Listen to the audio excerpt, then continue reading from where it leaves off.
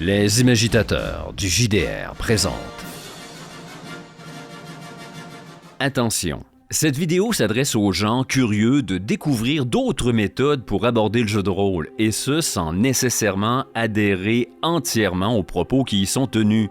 Donc, juste pour le plaisir de l'exploration, de la curiosité et du partage. Si vous êtes une personne, disons, plutôt conservatrice, au point de voir le JDR comme une religion aux règles immuables qui ne doivent pas évoluer, vous risquez de vous faire mal. Et nous, on veut pas faire bobo. Parce que nous, c'est bien connu, on est des anges. Vous êtes prévenus.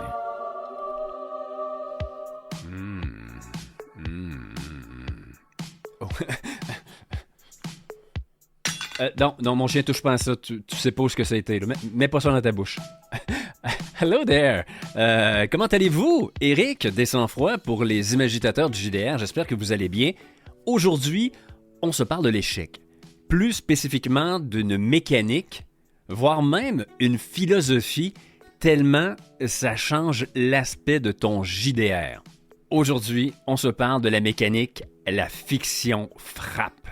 Dans un premier temps, nous verrons qu'est-ce que c'est que cette mécanique. Si tu connais déjà, peut-être que tu vas prendre conscience de certaines choses. Si tu ne connais pas, tant mieux. Nous allons voir exposer toute la richesse qu'elle apporte dans une partie de jeu de rôle. Comment l'intégrer peu à peu dans ton système. Aussi, quels systèmes sont plus susceptibles de bien fusionner avec cette mécanique. Les endroits à éviter d'aller avec elle, parce que oui, il y en a. Et pour finir, je vais te démontrer que cette mécanique m'a permis d'aller à des endroits où habituellement jamais, au grand jamais, je me serais rendu avec mes joueurs et mes joueuses. C'est fort. C'est très fort. Tout d'abord, je tiens à dire que cette vidéo-là n'est pas une condamnation ou une critique envers l'échec. Bien au contraire, c'est un hymne à l'amour à l'échec. L'échec est riche, l'échec est formateur. Demande à n'importe quelle femme ou homme d'affaires, ils ont souvent plus appris dans leur revers que dans leur victoire. Et si tu mets un micro sous le nez d'un sportif qui vit avec son équipe une série de victoires et que tu lui demandes pourquoi il gagne, la réponse devrait ressembler environ à ceci. On a une bonne chimie, on se retrouve facilement sur le terrain, sur la glace. Ils n'en ont aucune idée. Pourquoi? Tout d'abord, lorsque tu gagnes, tu fesses-toi, mais aussi ton regard est projeté vers l'avenir. Tu penses immédiatement à la prochaine équipe que tu vas affronter. Alors que, dans la défaite, tout est là pour le post-mortem, l'analyse de la défaite. La psychologie est complètement inversée. Dans la victoire, ton regard est porté vers l'avenir. Dans la défaite, ton regard est porté vers le passé. La cité de Constantine devait être imprenable. Vous m'aviez assuré la victoire. Réunissez-moi les généraux. Je veux comprendre ce qui s'est passé. Ah oui, il est choqué le monsieur, là. Et je l'ai toujours dit également, dans la défaite, le héros peut briller. Je donnais l'exemple dans la dernière capsule de Rocky, mais il y en a un paquet d'autres exemples. Avec les stats, on parlait justement du dernier samouraï avec Tom Cruise. La première bataille, il se prend une sacrée dégelée, tant aussi bien que s'il n'a pas de soins, il va mourir. Mais dans sa défaite, alors qu'il se bat avec l'étendard, il attire l'admiration et le respect du chef du clan ennemi. Dans la défaite, on peut avoir du panache. Donc oui, je suis un fan du drama, de l'adversité. Loin de moi les victoires faciles. Je veux que l'histoire de mon personnage soit inscrite en autant de cicatrices sur mon corps. Ouais. Là, tu comprends, là. Et on va se l'avouer, par le passé, en général, l'échec a été un peu l'enfant pauvre du JDR. La majorité des projecteurs sont braqués sur la réussite. Et c'est bien dommage, parce que dans la réalité, habituellement, quand tu te rates dans la vie, il y a des conséquences. De un, dans le jeu de rôle, souvent, sur un échec, il ne se passe rien. Et là, je parle pas seulement du fameux jet de perception, tu rates, tu vois rien. Il y a bien d'autres jets qui fonctionnent ainsi. Exemple, un jet de piratage, tu veux rentrer sur le site protégé de la CIA, tu fais ton jet, tu rates, non, tu rentres pas. Ou deux, on passe rapidement à autre chose. Sur un échec, là, on veut vite évacuer. Fais un crochetage, c'est raté, je vais tenter de défoncer la porte. C'est raté, je fais le tour de la maison, est-ce qu'il y a des fenêtres? Tu vois le genre, on enchaîne rapidement. Et 3, parfois, on met un genre de voile sur l'échec.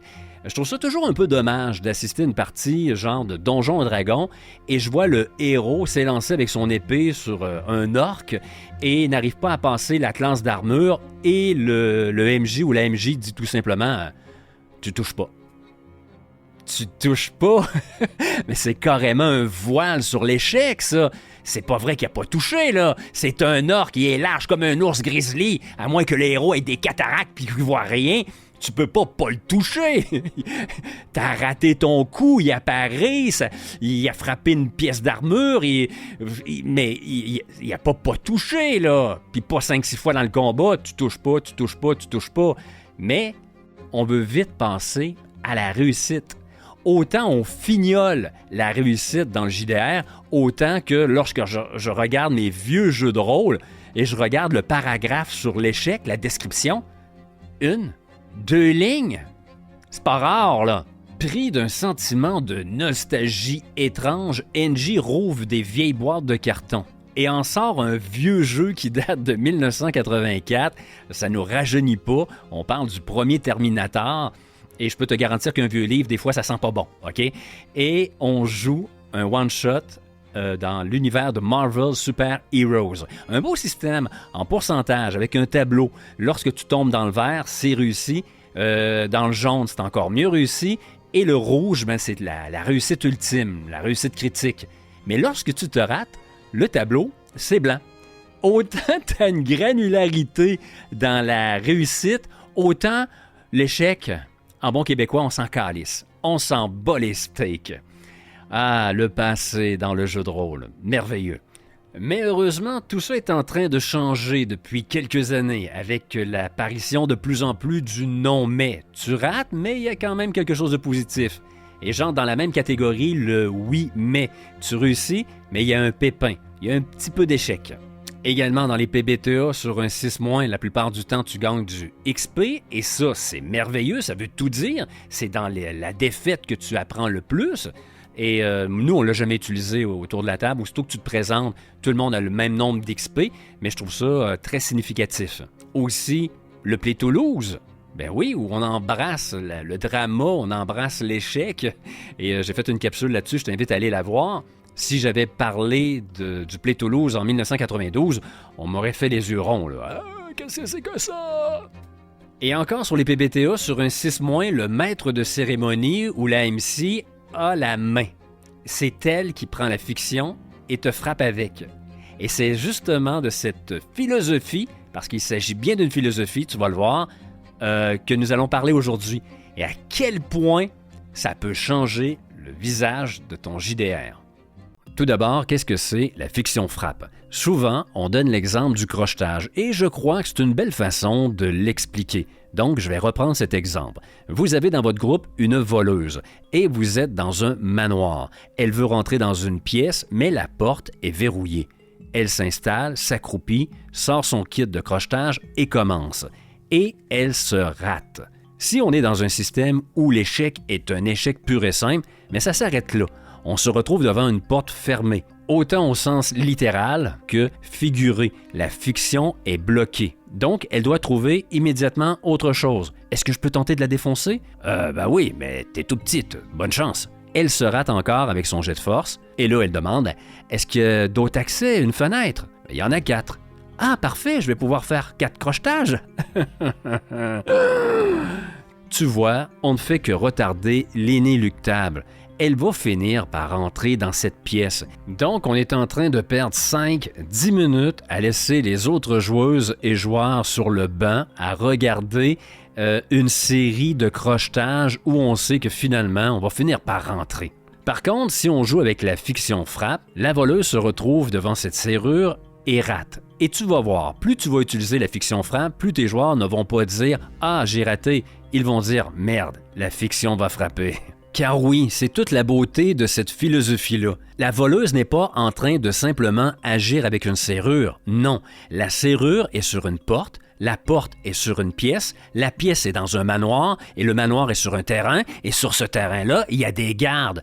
Tu n'es pas en train d'interagir avec une simple serrure, tu es en train d'interagir sur le monde qui t'entoure. Donc, si tu te rates dans ton crochetage, ce n'est pas une serrure qui te crache à la gueule, c'est ton univers proche, c'est la fiction qui frappe. Et ça, mais c'est tout à fait génial. Et ça change complètement la dynamique de ton jeu de rôle. Donc, si la voleuse se rate sur son crochetage, oui, il y a la possibilité que la porte reste fermée. Si toi, en tant que MJ, t'avais annoncé que, c'est une serrure que tu n'as jamais vue, donc c'est peut-être logique qu'elle ne s'ouvre pas. Mais si tu n'as rien annoncé de tel et que le but, c'est que finalement, elle va finir par rentrer, la fiction qui frappe peut tout simplement s'exprimer par alors que tu entends le cliquetis de ta réussite dans la serrure, on tapote 3 fois sur ton épaule. Tu relèves la tête et tu vois un immense sourire sur un visage aux traits épais et durs, au-dessus d'un corps de colosse. « Je peux vous aider, ma petite dame? » Tu as été surprise par un garde. Tu vois, oui, elle a réussi à déverrouiller la porte, mais c'est quand même un jet raté par la fiction qui frappe. Et là, mon premier conseil personnel concernant cette mécanique, toujours offrir un choix à la joueuse ou au joueur. Car c'est vachement puissant comme mécanique dans les mains des MJ, parce que tu peux frapper tout azimut, de tout bord, tout côté. Donc, au moins offrir un choix entre 2 options. Et c'est quand même facile. Ici, offrir l'option que la porte reste fermée ou celle d'être prise en corps à corps avec un gardien. Nous, la façon de fonctionner, c'est que autour de la table, on invite les gens à y aller de leurs suggestions. Donc, il y a souvent une idée qui vient de la table, une idée qui vient de la joueuse ou du joueur concerné, et moi, en tant que MJ, j'ai une idée aussi. Parmi les 3 idées, j'enlève elle qui est moins intéressante et je garde les 2 plus salées. Et j'offre le choix à la personne concernée. Et des choix, c'est pas ça qui manque. Le garde, au lieu d'être en corps à corps avec elle, collé à elle, ça aurait pu être un garde tout au fond du corridor qui sonne l'alarme. Ou bien, elle réussit à crocheter, mais son kit se casse à l'intérieur de la serrure. Impossible de faire d'autres crochetages durant toute la mission. Tu vois, on a déjà 4 options. Tu en retires 2 et t'en offres 2 à la voleuse. Et ce que j'aime bien de cette mécanique-là, c'est qu'elle est malléable. Elle peut servir autant le MJ qui est soft, doux, que le MJ qui est rough, qui est rude. Allons-y d'un autre exemple. On a un joueur qui escalade une falaise. Tout en haut, la MJ sait qu'il y a un combat à venir. Au milieu de son ascension, elle lui demande un jet d'agilité, force ou grimper, qu'importe le système, et il se rate. Merde, la fiction va frapper. Une MJ plus douce pourra annoncer dans les propositions de fiction frappe que son sac à dos, retenu par des lanières en cuir, que l'une d'elles était déjà très usée et à force de se coller à la paroi en montant, celle-ci cède et le sac se renverse. Tu perds la moitié de ton équipement, choisis les items. Tu vois ici la MJ, sachant qu'il y avait un combat qui s'annonçait en haut de la falaise, voulait que le joueur soit au mieux de sa forme. Elle est douce. À l'inverse, si tu es une MJ rude, tu pourras dire pour la fiction frappe, ben oui, la fiction frappe, 3 mètres plus bas, tu tombes sur une corniche, tu te foules la cheville, moins 20% sur tous tes jets physiques, également les jets de combat.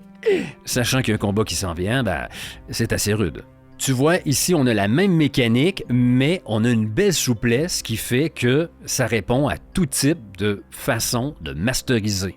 Et avec cette mécanique, tu te retrouves moins avec des jets qui ne servent à rien, qui mènent à rien. Reprenons l'exemple du piratage que j'ai donné au début. Votre groupe est traqué par la CIA, mais vous n'avez aucune idée pourquoi. Vous êtes maintenant dans un motel miteux et votre pirate va ouvrir son portable pour tenter d'entrer sur le site sécurisé de l'organisation pour savoir qu'est-ce qui se passe, pourquoi il vous traque. Si tu te rates avec un système où un échec est un échec, ça vient de se terminer. Il ne se passera rien de ce côté-là. Encore une fois, on se retrouve devant une porte fermée. Mais si tu utilises la fiction qui frappe et que le pirate se rate, tu pourras proposer ceci. Écoute, c'est soit tu n'entres pas du tout sur le site, ça s'arrête là, ou soit tu entres et je te donne 2 informations, mais la fiction va frapper, mes amis. Et là, je te donne un autre conseil. Ne pas toujours dévoiler qu'est-ce qui va frapper les joueurs. Leur donner une option et la deuxième, tu gardes ça secret. Ah, c'est tellement beau de voir les joueurs et les joueuses se déchirer. Et tu vas le constater, les joueuses et les joueurs veulent que l'histoire avance, progresse. Il y a de fortes chances qu'ils choisissent d'entrer sur le site de la CIA pour découvrir pourquoi ils les traquent et d'accepter que la fiction les frappe. À ce moment-là, ils font leur choix. Ils choisissent la fiction frappe. Très bien, vous découvrez qu'ils vous traquent à cause de votre dernière mission, la fameuse clé USB. La deuxième information que je vous ai promise, c'est qu'il y a une cellule de la CIA à moins de 10 minutes de votre motel. Et la fiction frappe, ils vous ont repéré. Oh! Là, tu vois les joueurs, les joueuses ramasser leur matériel.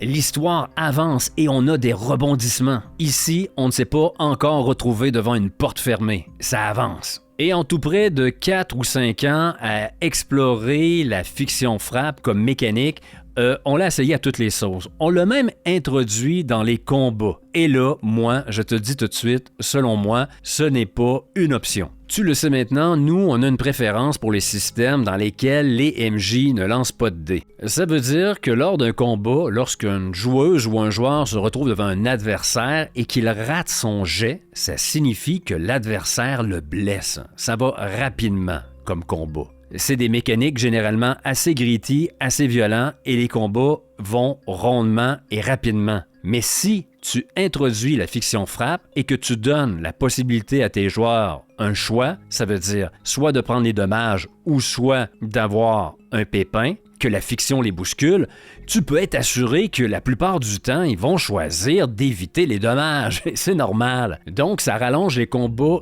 inutilement. Car on va se le dire, à un moment donné, les pépins dans un combat, t'as vite fait le tour, là. Tu perds ton épée, il y a un nouvel adversaire qui arrive, la sortie de retrait est bloquée, un feu démarre dans un coin, mais à un moment donné, il faut que ça cesse. Et si en plus, dans ton système, il y a une mécanique de oui mais, ça veut dire que tu réussis mais il y a un pépin, et qu'en plus, quand tu rates, les joueurs choisissent un pépin, ça commence à faire pas mal de pépins. Ça commence à ressembler à un orange dont tu prends une bouchée et qu'à chaque fois, tu tombes sur des pépins, c'est pas très agréable et tu vas faire une overdose. Donc, en combat, moi, j'évite. Je vais l'utiliser que très rarement. Exemple, lors d'une session, l'une des joueuses les déroule pas pour elle. Ça fait 3 fois d'affilée qu'elle lance les dés et elle se prend des dommages. Prochaine blessure, elle est hors combat. À ce moment-là, je pourrais dire, écoute, est-ce que tu choisis les dommages ou la fiction frappe? Et je fais pas ça pour rien. C'est parce que j'ai un plan et je suis un sadique. Il y a forte chance qu'ils choisissent la fiction frappe. Et à ce moment-là, je pourrais annoncer, vous entendez la herse derrière vous se rabattre. Vous êtes maintenant enfermé dans la place forte. Votre seul point de sortie, c'était cette porte. Et un palefrenier, voulant aider les gardes que vous combattez, est allé couper la corde du treuil. Les joueurs et les joueuses sont dans la merde. Et là, bien sûr, tu pourras me dire, Éric, il n'y a rien qui m'empêche, moi, en tant que MJ, de faire tomber la herse quand je veux, faire introduire d'autres soldats quand je veux, sans cette mécanique de la fiction frappe. Et tu as tout à fait raison. Sauf que ça peut paraître mauvais ou mauvaise perdante en tant que MJ. C'est-à-dire que, je sais pas, moi, tes joueurs et tes joueuses se débrouillent vachement bien devant les gardes, beaucoup mieux que tu le pensais, et là, tu fais intervenir d'autres adversités comme ça qui sortent d'un chapeau. Ça se fait, mais c'est louche. Tandis que lorsque tu as une mécanique qui justifie ton sadisme, ben c'est pas merveilleux ça. Et qu'en plus, c'est la joueuse ou le joueur qui a choisi, qui a accepté que la fiction frappe, là, qu'est-ce que tu veux de plus? Moi, on est proche du paradis, là. Maintenant, dans quel système on peut introduire cette mécanique de la fiction frappe?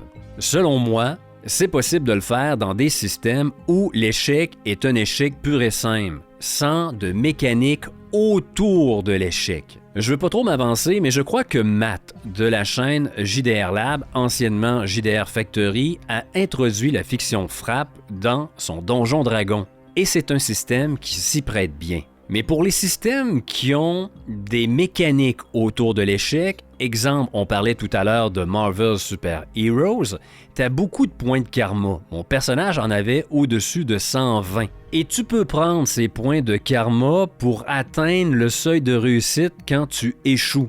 Exemple, il te fallait 50% et tu as 40, je dépense 10 points de karma pour atteindre le 50. Si tu ajoutes à ça la mécanique de la fiction frappe, mais tu viens d'ajouter une surenchère de mécanique autour de l'échec. En quelque sorte, tu viens dévaloriser l'échec, y enlever sa saveur.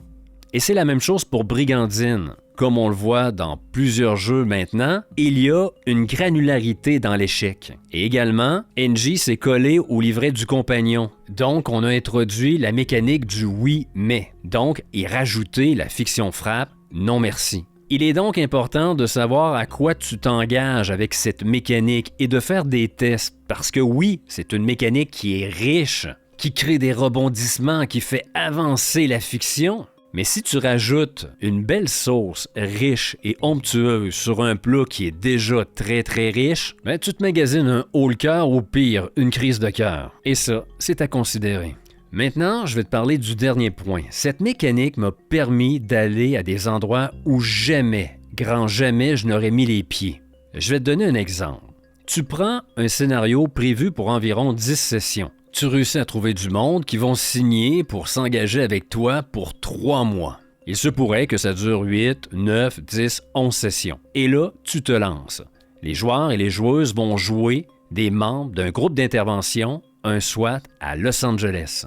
En tant que MJ qui laisse toute la latitude à ses joueuses et ses joueurs, en deuxième session, ils se retrouvent autour d'une bombe dans une école qui va exploser dans 10 secondes. Entends-moi bien. Perdre un joueur en deuxième session, ça me dérange pas. En perdre 2, non plus. Mais perdre toute l'équipe au complet en deuxième session alors que tout le monde s'est engagé 3 mois avec moi, tu peux être certain que j'aurais fait des signaux. Tu sais les fameux signaux là, qu'on envoie des fois volontairement et même parfois sans le savoir. Ben oui. Vous êtes certains, les gars, les filles, que vous voulez aller là? Ça veut dire, vous avez le droit d'y aller, mais c'est vraiment une idée de merde. Ça, c'est la méthode du MJ non subtil. Et même quand tu ne le veux pas, t'envoies des signaux. Savais-tu que ton manque d'enthousiasme est un signal? Hey, regarde, NJ, on a fait un bon plan! Regarde! Ouais, c'est un pas pire plan. Ah, tu vois, ça c'est un signal. Tes joueuses et tes joueurs viennent de comprendre qu'ils doivent replancher sur leur plan. Même tes yeux qui roulent vers le ciel, c'est un signal. Même sur Discord, quand tu hésites à répondre, c'est un signal. Tes joueurs et tes joueuses sont pas des idiots. Ils lisent en toi comme sur une battle map. Donc, alors que les 4 membres du SWAT se dirigeaient vers la bombe, il y a de fortes chances que j'aurais envoyé un signal. Donc, voulant dire, ça serait peut-être bon que vous vous divisiez en 2, que je perde pas les 4, mais seulement 2 personnages. Mais non. Avec la fiction frappe, pas besoin de signaux et on peut laisser les joueuses et les joueurs aller vers cette situation-là très dangereuse en deuxième session. Et si personne n'a de talent artificier, j'écris rouge ou bleu dans ma main. Je referme le point et je leur dis quel fil vous coupez, le bleu ou le rouge? 50% de perdre toute l'équipe. Si quelqu'un a le talent artificier, supposons à 65%, ben c'est quand même 35% de chance de perdre toute l'équipe. Benoît a le talent artificier. Il fait son jet et se rate. Dans un système où l'échec est un échec, comme je te l'ai dit, j'aurais fait des signaux avant d'aller là. Avec la fiction frappe, je leur offre 2 possibilités. La première est que oui, ils meurent tous. Parce que oui, c'est une possibilité. Et c'est une belle possibilité. Benoît coupe le fil et tout explose. Ils ont sauvé tous les enfants en évacuant l'école préalablement et ont fait une ellipse. On se retrouve 1 mois plus tard, au poste de police. On voit une trentaine de policiers-policières entrer dans la salle de meeting et 4 photos affichées à l'entrée. Nos 4 héros morts. Et chaque policière et policier qui entre dans la salle touche chacune des photos. C'est devenu un rituel. Et les derniers à entrer sont les 4 nouveaux personnages. Eux qui vont remplacer notre unité SWAT pour la traque de ce tueur, de ce poseur de bombes. Ceci est la première option. La deuxième, je leur dis que la fiction va frapper, et frapper fort. Que choisissez-vous? Tout le monde se consulte, bien sûr, et après 1 minute de réflexion, ils choisissent la fiction qui frappe. Une autre possibilité. Benoît coupe le fil. Il ne se passe rien. Vous vous dévisagez, vos regards encore chargés d'émotions et d'inquiétudes, sous vos fronts encore moites de sueur, d'avoir passé bien près de la mort. 5 secondes, 10 secondes. Un premier sourire apparaît, timide, sur le visage de l'un de vous. Le soulagement. Puis, un tremblement.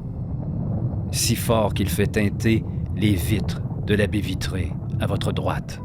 Derrière elle, vous voyez Los Angeles qui s'étend et un formidable champignon de feu s'élever dans le ciel et se muer lentement en un noir fumé. À la distance et la direction, vous comprenez qu'il s'agit de l'université. Messieurs, mesdames, vous avez échoué. Il y avait 2 bombes.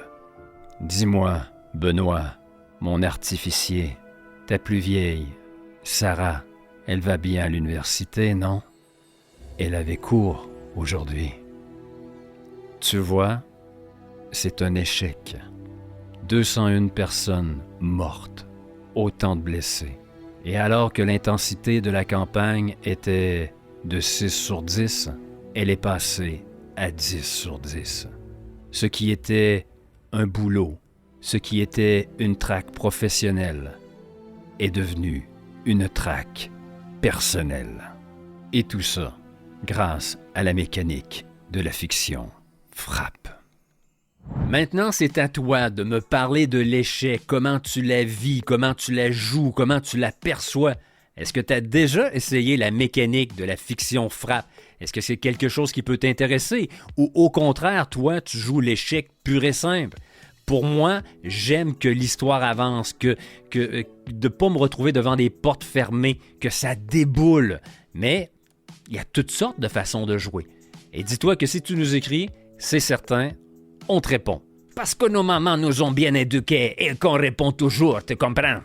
Pour la prochaine capsule des Imagitateurs, on va parler de 2 mécaniques. Et ainsi, on va avoir complété pour moi les 4 mécaniques que je kiffe et que je veux absolument voir dans mon prochain système que je suis en train d'élaborer.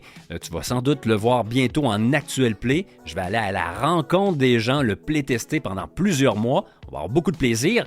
Et si t'aimes, qu'est-ce qu'on fait? Ben, tu t'abonnes, t'envoies du pouce. On est sur TikTok, Instagram, Facebook, le podcast. Tu peux nous écouter dans ta voiture, en faisant l'amour. Gêne-toi pas. C'était Eric pour les Imagitateurs. On se dit à une prochaine. D'ici là, tu brasses ton JDR, imagite ton JDR. Ciao. J'ai trouvé une façon formidable de jouer l'échec dans le jeu de rôle. Hey, surveille tes soucis, ils vont brûler là. Je ne joue plus l'échec, je fais la fiction qui frappe. C'est quoi encore ces putains de conneries? Je t'explique. Donne-moi ça, t'as perdu ton jet de négociation. Quand un joueur ou une joueuse se rate, je frappe. Papa? Hey, y a un problème? Il a perdu son jet de négociation, c'est moi qui devrais avoir l'épée. C'est vrai ce qu'elle dit? Non, c'est une salope. Qu'est-ce que tu dis, Trouduc? Une princesse? Donne-y l'épée! Hey! Mon enfoiré, toi! Hey le grand malade! T'es fou? Ouch! Hey, mec! Oh! Oups! Hey, je t'aime! T'es contre les règlements du club de jeu de rôle, ça! C'est la fiction qui frappe! Ouch, je fais même pas de jeu de rôle!